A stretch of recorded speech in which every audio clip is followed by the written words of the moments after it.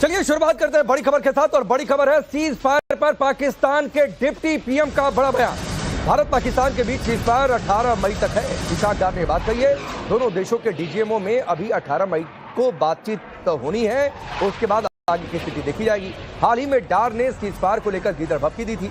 इशाक डार ने एक इंटरव्यू में कहा था कि अगर भारत और पाकिस्तान के बीच सिंधु जल संधि को लेकर फैसला नहीं बदलता है या मसला नहीं सुलझता है तो सीज फायर खतरे में पड़ सकता है, तो डाल दो खतरे में। सवाल है कि सीज फायर चाहिए किसे? घुट्टो पर आया कौन? डीजीएमओ के लेवल के बीच 18 मई को बातचीत होनी है दोबारा, और 18 मई को आगे को लेकर फैसला होगा, बातचीत होगी, रूपरेखा तय होगी, मॉडलिटीज तय होंगी। लेकिन इशाक डार ने पहले यह कहा था कि अगर इंडस वाटर ट्रीटी कैंसिल नहीं होती है तो सीज फायर खतरे में पड़ सकता है।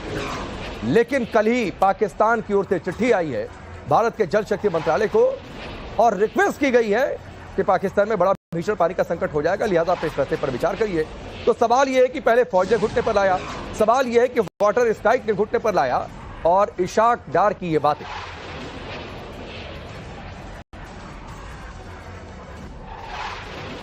तो ये बड़ी खबर, इशाक डार का बड़ा बयान। मैं आपका परिचय पहले आज के मेहमानों से करवाता हूं। हमारे साथ नेवल कैप्टन श्याम कुमार जी हैं स्टूडियो में, विंग कमांडर गीतांजलि सिंह है और विंग कमांडर शिखा शर्मा है। आप सभी का बहुत बहुत स्वागत है।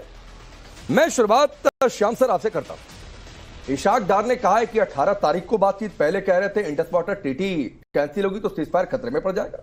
सवाल यह कि सीजफायर चाहिए किसे था?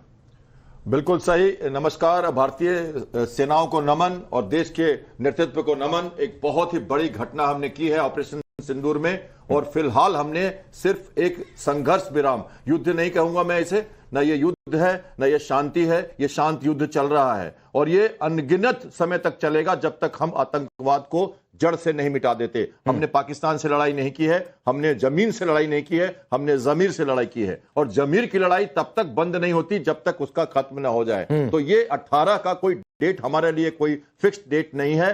उनके लोगों ने हमसे कहा था कि रोकें, और पूर्ण और तत्कालीन, पूर्ण मतलब अभी का पूर्ण, कहीं से फायरिंग ना हो, पूर्ण और तत्कालीन, ये भी अमेरिका की तरफ से यही रिक्वेस्ट किया गया था, मध्यस्थता नहीं, रिक्वेस्ट किया गया था कि आप ऐसा करें। तो हमने ऐसा किया, हमारे नेतृत्व ने वो एक मैच्योरिटी दिखाई, मैच्योर डेमोक्रेसी की। हमने टेरर पे अटैक किया था, आपने रिटेलिएट किया, हमने वापस जवाब दिया। इतना जबरदस्त डिटोनेंस है, डर है, भय है, इतना ज्यादा परेशानी है उनको कि ये जो सिंधु नदी का जो जल है वो एक, और टेरर को जो हमने कहा है कि एक्ट ऑफ वॉर करेंगे ये दूसरा।